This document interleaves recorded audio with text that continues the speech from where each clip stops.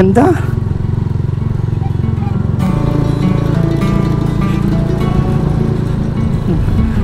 Dumaan din kami dati. Wow, ang ganda ng view, grabe. Wow. Ngayon ko lang nakita, oh, ang ganda. Doon yung Bella Montana sa taas. Grabe, ang ganda ng tanawin. Wow. Mapapahinto ka talaga pag nakikita mo to eh. Doon tayo pupunta mamaya, doon sa may ilog na yun. Bababa tayo dito sa bundok, sa gilid ng bundok na to. Iikot tayo.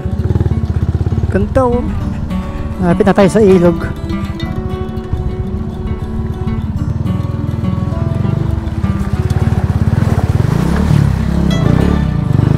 Madulas. Madulas, baby.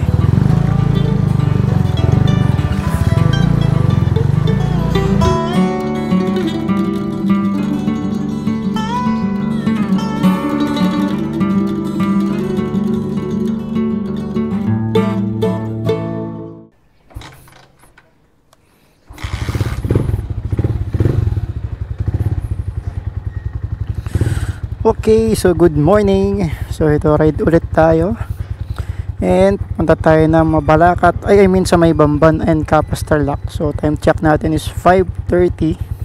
So painitin muna natin si Osang bago tayo umalis. So yung agenda natin ngayon is lilinisin natin yung trail ng 50 kilometers of ultra gravel. Kasi it's been 2 weeks pagkatapos ng second ultra gravel sa Nuclark City. Ngayon pa lang ako babalik sa trail ng 50 kilometers para dinisin. Ang ibig sabihin para linisin is para alisin yung mga directional signages na pinagkakabit natin nung race. So kailangan natin alisin yung mga yon, kasi kung di natin alisin, katagalan is magiging basura yon sa lugar, at para hindi tayo makaperwisyo sa mga lugar na dinaanan ng race or ng event. Okay, so pakarga lang tayo bago tayo pumiyahe.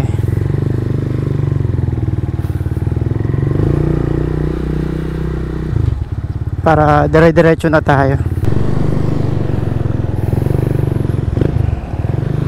Ayun, so napakarga na natin si Osang.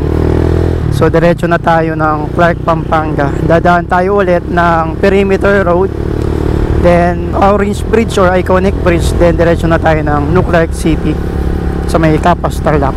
Ayun, so bali nandito na tayo sa may MacArthur Highway. Di na ako dumaan ng Perimeter Road sa may Clark, Pampanga or sa may SM Clark, Pampanga. May tamang oras pala sa pagpasok ng mga motor doon sa may Perimeter Road.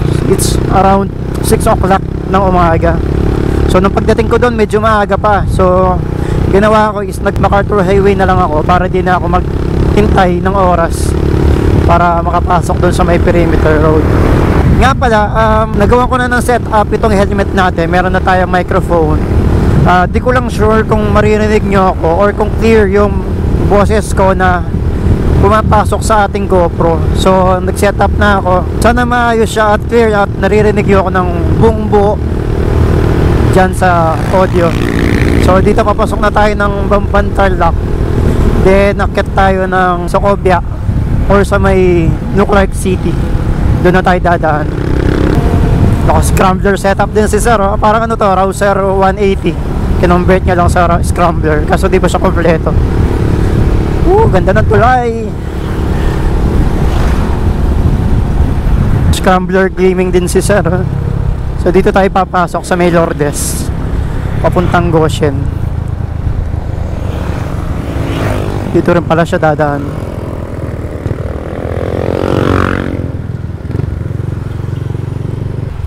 Dito na tayo sa may Our Lady of Lourdes. Ito yung grotto sa may Bamban Tarlac na dinadayo ng mga namamanata pag Holy Week.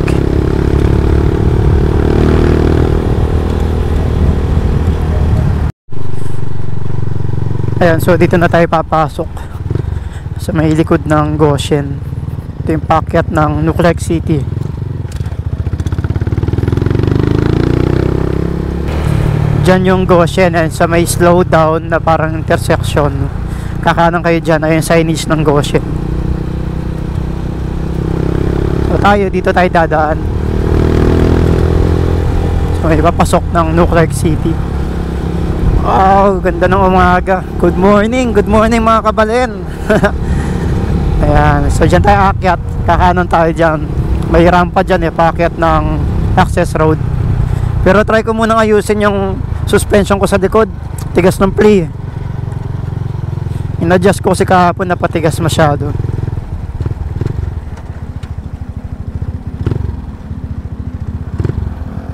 Dito tayo sa may lilim.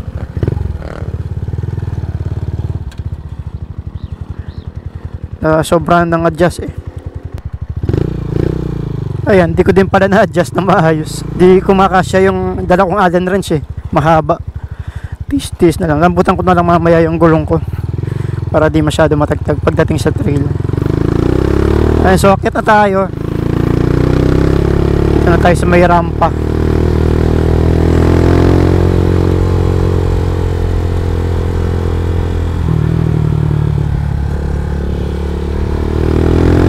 Ay, grabe, ang lamig. Sarap talagang dinadaan nitong access road ng New Clark City at Clark, Pampanga. Grabe, napakalamig sa umaga. Siyempre, paghapon sobrang init dito, tulad nung dumaan kami dito nung nagmonasteryo dito lang kami ng Lunes Santo. Ay, grabe yung init dito. May rampa pala dito Dito na tayo papasok.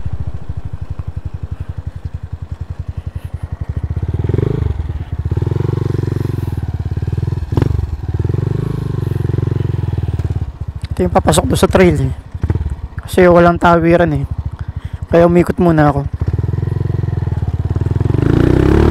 Kailangan maglambot ng konting gulong.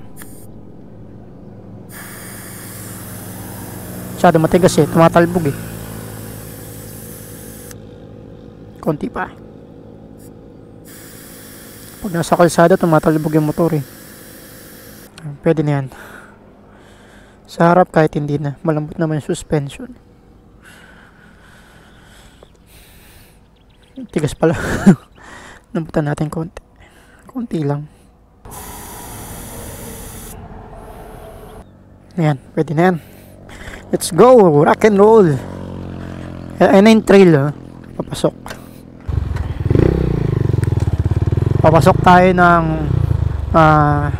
Sapang Kawayan.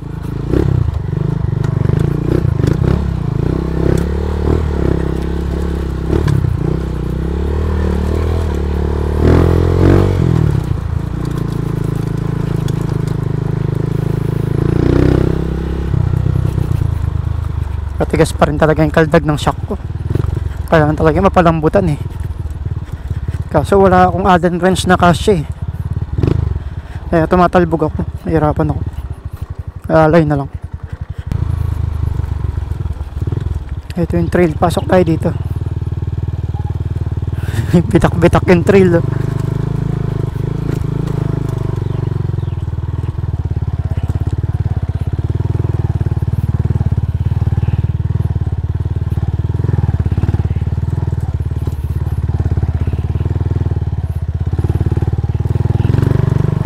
Pero itong part na to hindi dinaanan ng 50 kilometers. Ibang pasukan to. Nag-shortcut lang ako para din ako umiikot doon sa mahabang unang section na pinasukan nila. Ganda rin dito kaso matigas yung shock ko talaga. Sakit, tumatalbog ako.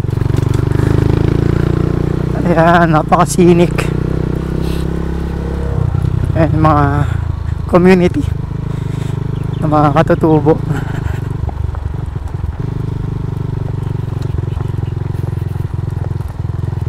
Hello! Morning po!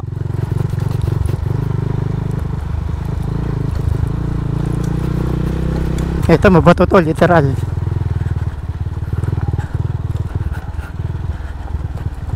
Pero di pa din dumaan dito yung 50, iba pa yung ruta. Ayan, sa paglabas doon sila dumaan.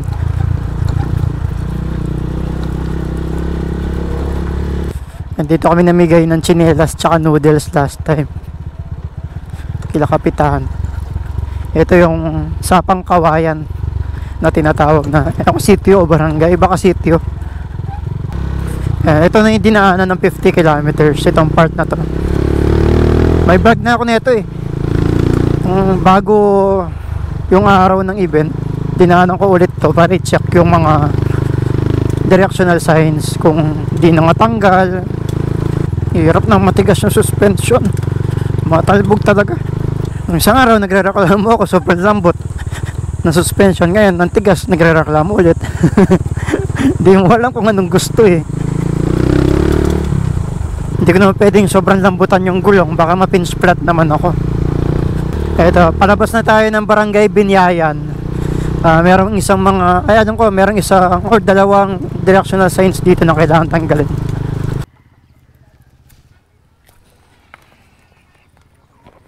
Ayan, 1-0. Okay, 2 down. So after natin doon sa may Barangay Binyayan, palabas na tayo ng Barangay Santa Lucia dito sa may Capas Tarlac. Ayan, so papunta na tayo dito sa may likuran ng kampo ng mga sundalo dito sa may Camp O'Donnell. Dito rin yan sa may Capas Tarlac. Medyo hard pack na siya ngayon kasi naulanan. Unlike last time na dumaan ako dito, sobrang pulbo. Yun, hard pack na eh. Ngayon siya magandang i-ride na nakabike kasi walang alikabok. Ultra gravel, sobrang alikabok dito, grabe. Ang kapal talaga ng alikabok. Ngayon wala kang kaalikabok talaga. Okay, tingin lang sa side mirror ko sa likod, wala. Right, akit na tayo dito. Sana walay nang habol na aso dito. May mabagsik na aso dito eh. Nangahabol. Literal na mabagsik talaga. Dami agiw. Ito po.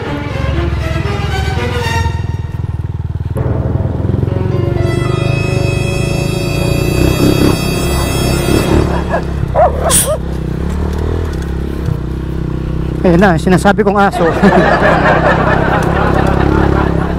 Mga habol talaga yun eh. Ito yung mga malalaking tarpaulins eh. May cautions. So, may malalaking bato dito eh, kasunod. Kaya naglagay kami yung ganito.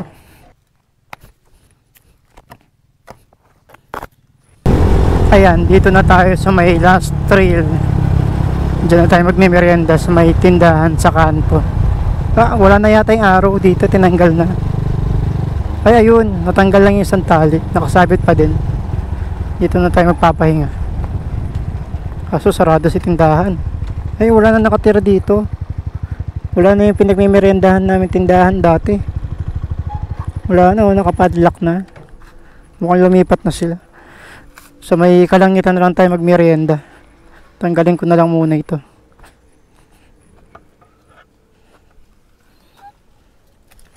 Sabit-sabit na siya oh.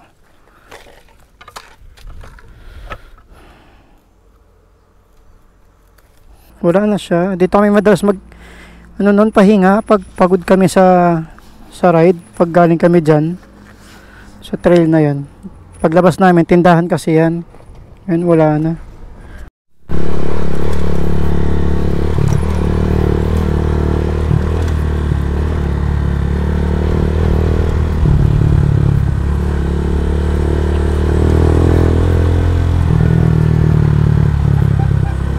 Ito yung ayaw nila sa 50 eh. Yung last off-road na to. Kasi may ahon kasi ito eh. Yung tipong pagod na sila, tapos ahon pa sila dito.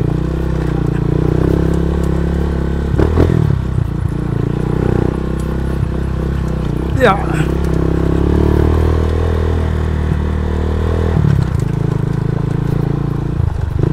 Ito yung last ahon. Silabasan yung bato ah. Ng PCF, nilulusong namin to. Tsaka ng Gravelton.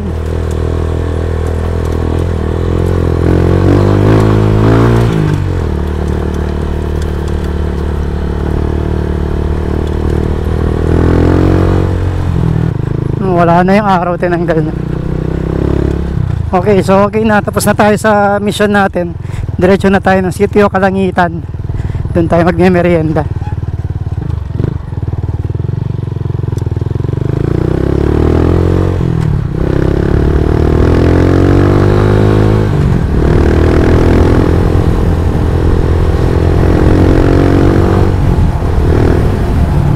O yan, nagbago ng isip ko. Di na tayo papasok ng Kalangitan. Diretso na tayo ng access road. Total, nandito naman tayo sa May Clark City. Kahit pa natin pahirapan sarili natin, nasa kabilang daan lang naman yun. Ikot na lang tayo.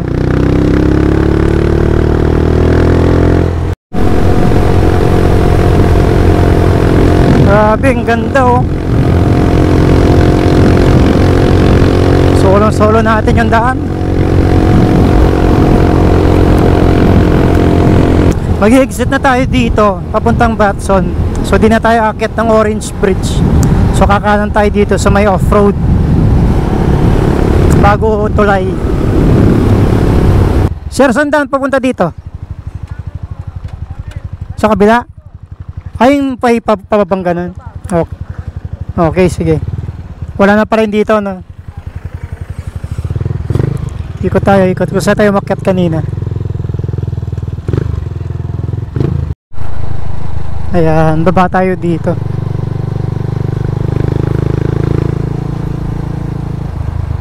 Ang dami pa ng iikutan natin.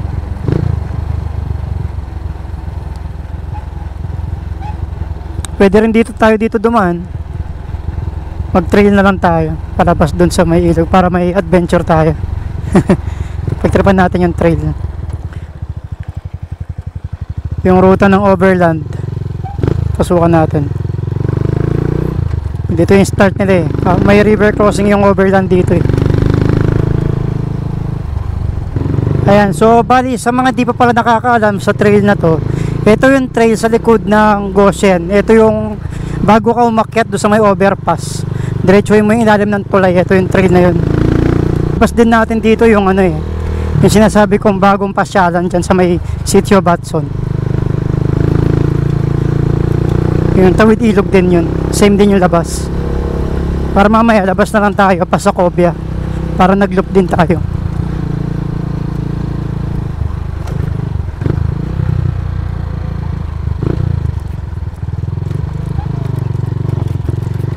Yeah.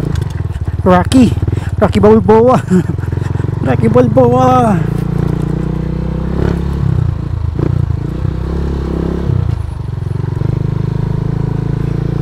Wow. Ayun yung NCC Road. Yung may tinabas na bundok.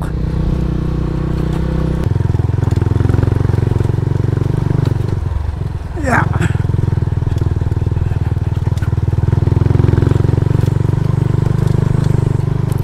Dapat pala umikot na lang ako to sa sementadong daan. Mas pinahirapan pa sarili ko dito. Okay lang yan, dito na tayo.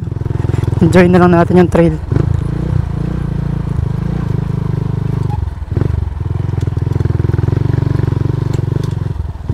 Kakayos lang ng daan dito, nasira siguro.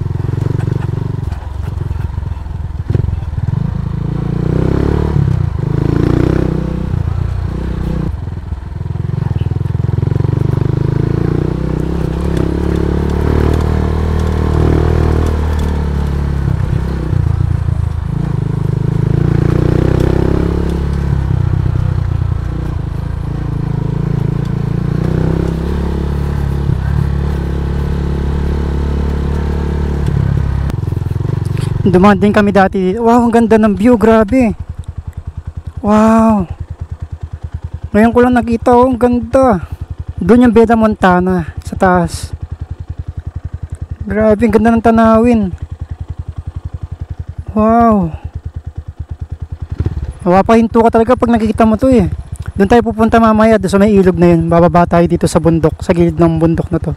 Iikot tayo. Ganda oh.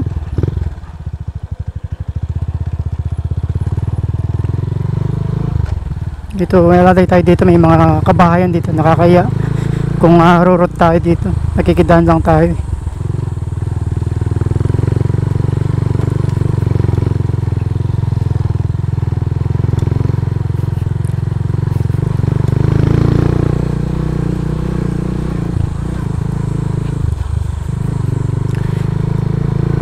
Nung last kong dinaanan to na reverse, tulad nitong ginagawa ko ngayon, nakabike. Kasama ko si Mang Jun. Nakasamahan ko nag-gravel dati. Kaso nasa Mindanao na si Mang Jun eh. Sana kung magkakaroon ng pagkakataon, mapasyalan ko si Mang John doon ng nakamotor.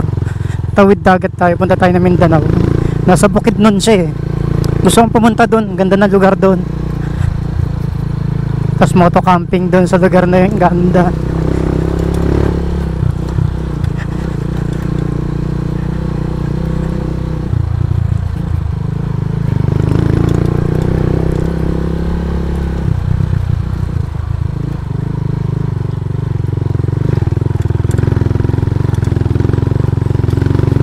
Sana sa May hindi maulan para di pumangit tong rutang to. Ruta ng overland to sa May.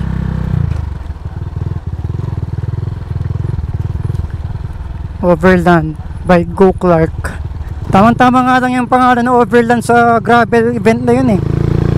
Kasi ganito yung mga ruta. Ternong-terno yung pangalan. Ganda oh. Wow. Ano kayong building dun sa may taas? So kaya daan nun? Mamaya may lulusungin tayo medyo mabato. Pero FYI lang ha, sa overland, reverse to, ahon to. Hindi nyo lulusungin itong mga to.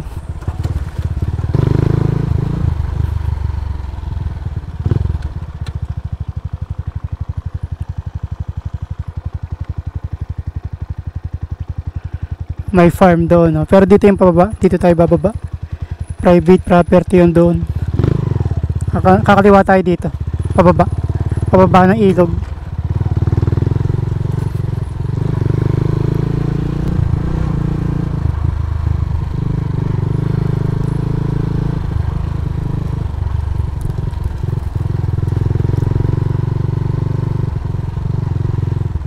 Ba, pagilabas ko po.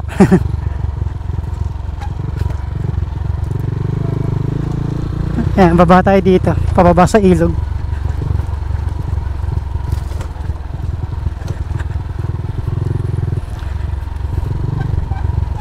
Yeah.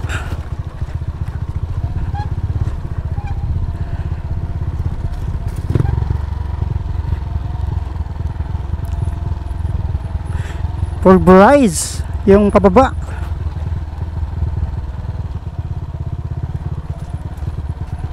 Dahan-dahan lang.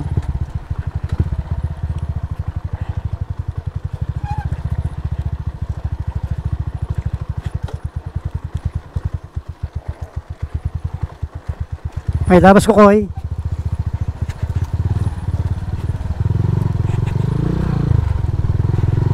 Ayan. Lapit na tayo sa ilog. Ito yung matinding ahon ng overland eh. Itong after ng ilog.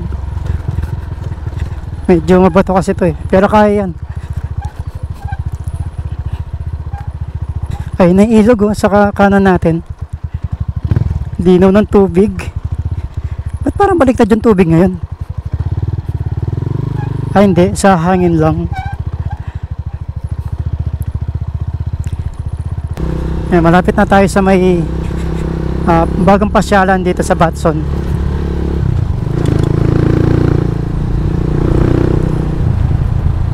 No, imagine no, pinahirapan ko muna yung sarili ko bago makapunta dito.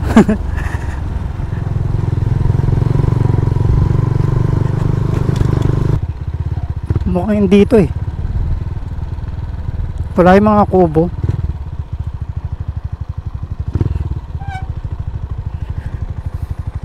Pagtanong natin.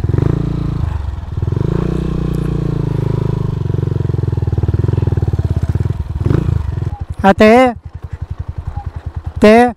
Nornya po itanga mo ng The Mini Falls. Ito pong Pipandilwan, Candolores. Kaya po banda. Sige po, thank you. Hindi pala to, sa kabila pa pala. Kala ko ito. Balik tayo.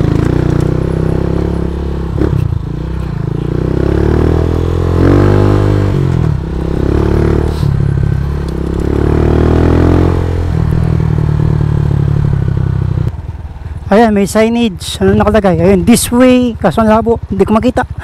Ayan, Mini Falls, Dolores Farm, Mini Falls and Resort. So dito, tawid ilog tayo. Huwag sana malalim. Ay, hindi kaya.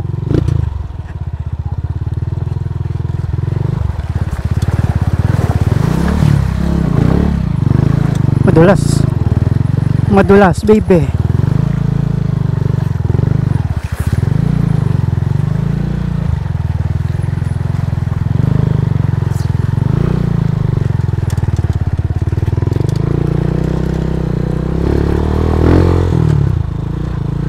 Madulas lang. Nagbasa yung sapatos ko. Ang dulas ng mga bato kanina sa tawid. Ayan, ito. May signage ulit.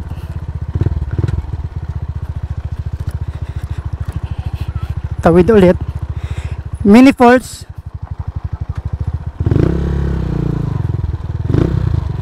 Tawid tayo ulit ng ilog. Ito, di masyado mabato to. Kanina mabato.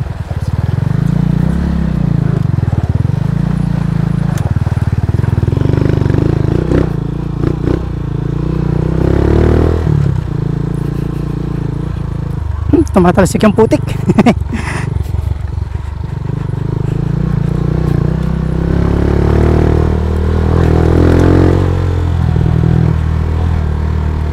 Kaya may signage ulit. Kaya ito na pala yun. Dolores Farm horseback riding. Oh, dami pa na activities dito. Oh, ito na, Dolores Farm mini resort. So may entrance fee. Ayan, ito. Entrance fee for adult is 30 pesos, children 15 pesos, 7 years old below. Ayan. So cottage is 800 yung malaki, small is 400. Overnight camping 400 each tent per day.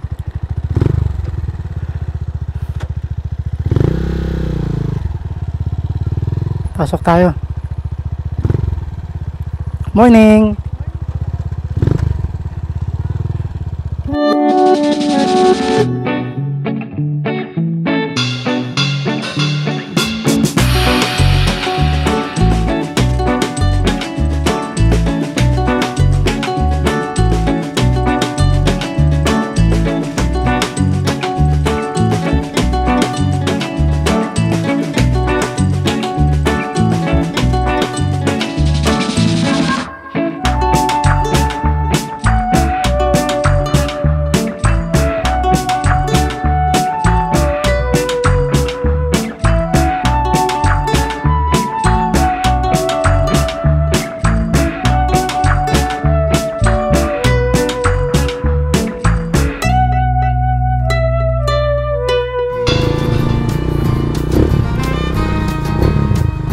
Ayan, so paalis na tayo dito sa may Dolores Farm.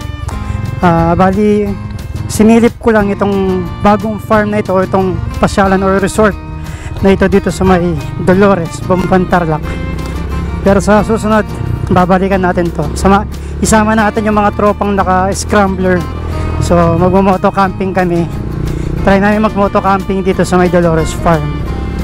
So tinignan ko muna kung anong itsura ng farm, di ba? Pero ang ganda, ayos. Ang ganda ng pagkakagawa. Malinis. Hindi masyadong crowded. Ewan ko lang, di ba, kung weekend, baka madaming tao. Pero ngayon, weekdays, wala masyadong tao. Ilan lang. So, meron sila mga pipe, mga toilets, mga cottages. Meron maliit, meron malaki. Then, meron din silang mga nipa, bahay.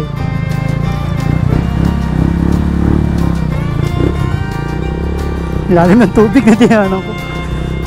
Ayan, so pauwi na tayo. Okay sana siyang pasyalan, kaso yung comment lang dito, di lahat makakapunta. Kunwari kung nakakotse ka, mahirapan tumawid dito yung kotse mo, diba? Siyempre malalim yung tubig, mabato. Kung motor, kaya pa. Ito tayo dapat.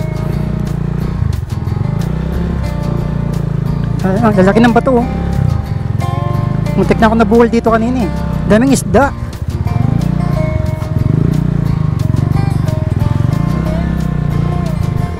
Natapos din natin ang mission natin ngayong umaga. Linisin natin ang trail ng 250, sorry. Linisin ang trail ng 50 kilometers ng ultra gravel. And at the same time is nakapasyal tayo dito sa may bagong pasyalan dito sa may Batson or Dolores, Bamban, Tarlac, na sabi nila is kakagawa lang yon or kakabukas lang last year. Wala pang isang taon yung lugar, yung Liguan. Hello. Hello po. Tikidan.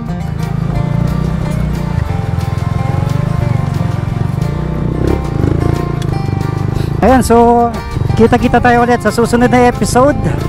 So more adventure tayo sa susunod, kasi ngayon di ako nakapag full adventure since na may inayos ako kaninang umaga, which is linisin ng trail ng 50 kilometers ng ultra gravel.